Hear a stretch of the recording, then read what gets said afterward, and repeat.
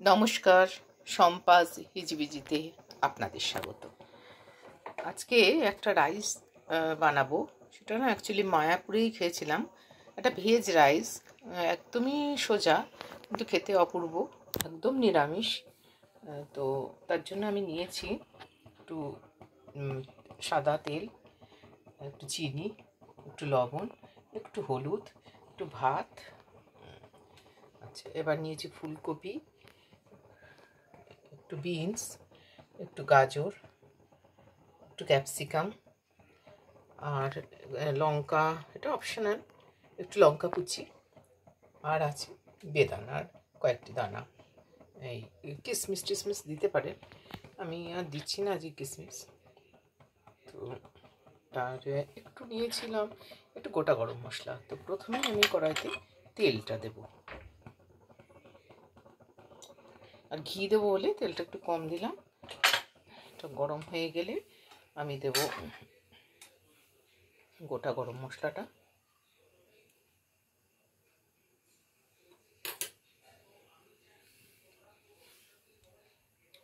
আমি যেহেতু একাই সবটা করি আমার এই রান্নার চ্যানেলের জন্য, তো যদি ভুল ত্রুটি হয় একটু মার্জনা করে নেবেন, একটু বুঝে নেবেন, নিয়ে কিন্তু রান্নাটা অবশ্যই করে দেখবেন।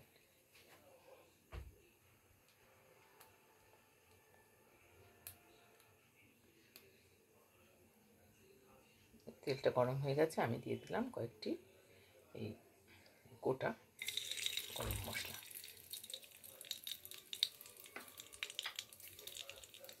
দিয়ে এবার আমি ফুলকপিটা ছাড়ব।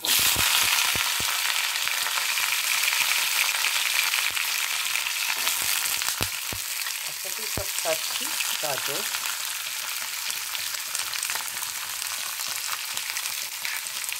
ক্যাপসিকামটা পরে দেবো, বিনস,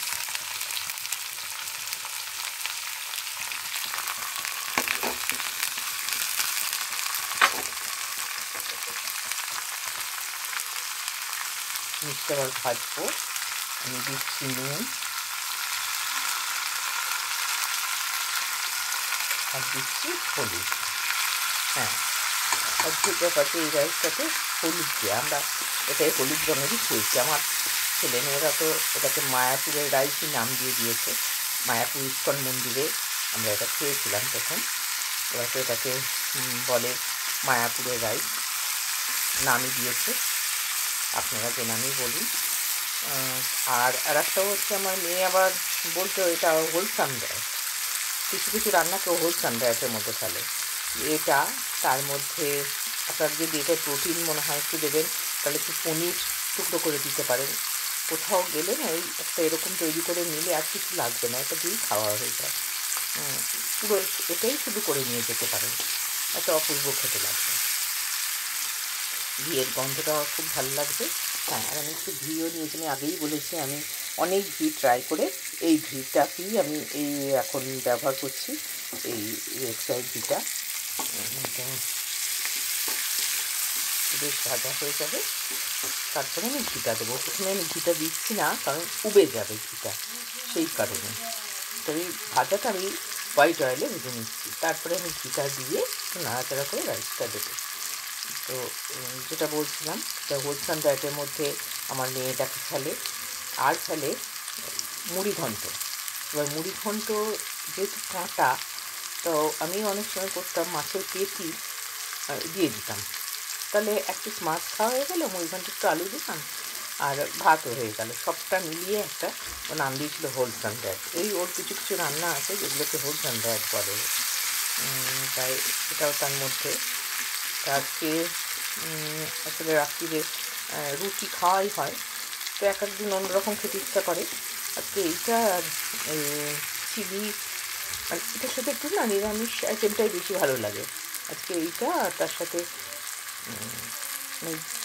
সোয়া চিলি করবো, বানাবো। তো এইটা দিয়ে আজকে খাওয়া হবে। আচ্ছা, এই দেখুন ভাজা ভাজা হয়ে গেছে, এটা ভাজা ভাজা হয়ে গেছে। তাই জন্য আমি এবারে ঘিটা দিয়ে দিচ্ছি। ঘি দিলাম, বেশি দেবো না, আজকাল তো সবাই স্বাস্থ্য সচেতন, তাই জন্য আমি এই 1 চামচ ঘি দিলাম।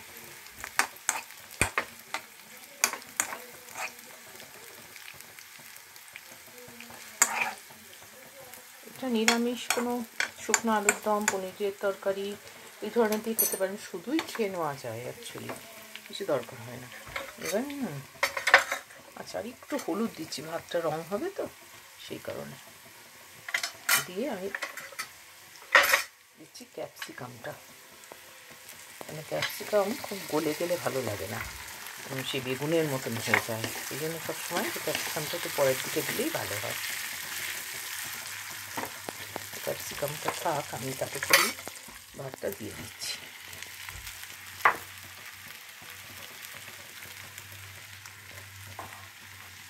এটা বাসমতি রাইস হলেই ভালো হয়, তো যে কোনো রাইসই হতে পারে। আচ্ছা,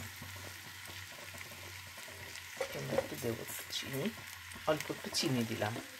এই চিনিটা এই ক্ষেত্রে একটু, মিষ্টিটা অতটা হবে না, অল্প দিয়েছি, কিন্তু যেটা হবে সেটা হলো একটা, এই ধরনের রান্নাতে না আমি ব্যবহার করি, দেখবেন চাইনিজ রান্নায় আজিনামোটো ব্যবহার করে, তো আমি দেখেছি চিনি ব্যবহার করলে ঠিক সেই জিনিসটাই যেন রান্নায় হয়, আমাদের বাঙালি রান্নায় বলুন আর যে কোনো রান্না, আমার একটা এটা মনে হয়, জানি না এটা আমার কোনো মানে মিথ কিনা বা এটা ভুল ধারণা কিনা। জোরটা তো আমি বাড়িয়ে দিয়েছি, চিকেন ক্যাপসিকামটা আমার মনে হয় একটু ভাজা ভাজা হয়ে গেছে, এটা নেড়ে চেড়ে দিচ্ছি। এটা একটা হলুদই হবে রাইসটা, নামটা এটা আপনারা দিয়ে দেবেন আমার ছেলে মেয়ের মতন। আর শীতকালীন এটা খেতে বেশি ভালো লাগে, যে কপিটা মুখে পড়ে, ভাজা কপিটা বেশি ভালো লাগে।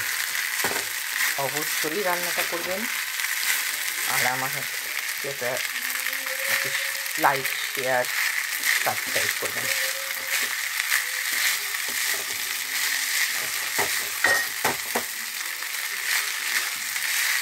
এক হাতে তো আমি কড়াটা ধরতে পারছি না, এক হাতে ভিডিওটা তুলছি, যার জন্য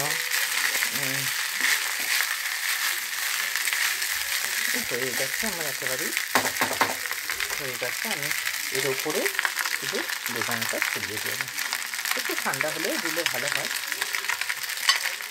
হয়ে গেছে, আর কিছু করার নেই। হ্যাঁ, ক্যাপসিকামও নরম হয়ে গেছে, একদম একদম হয়ে গেছে।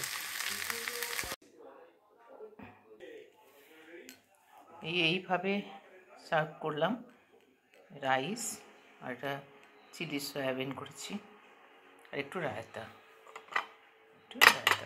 রায়তা দিলাম একটু। অবশ্যই করবেন, আমার চ্যানেলকে সাবস্ক্রাইব করতে ভুলবেন না। ভালো থাকবেন বন্ধুরা, ধন্যবাদ।